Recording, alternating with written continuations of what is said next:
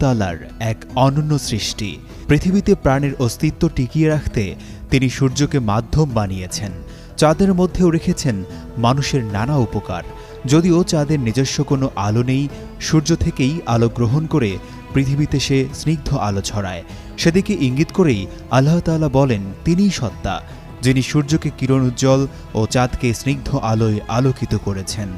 সূরা কিয়ামতে রাব্বুল আলামিন ইরশাদ করেন, যখন দৃষ্টি চমকে যাবে, চন্দ্র জ্যোতিহীন হয়ে যাবে, তখন সূর্য ও চন্দ্রকে একত্রিত করা হবে।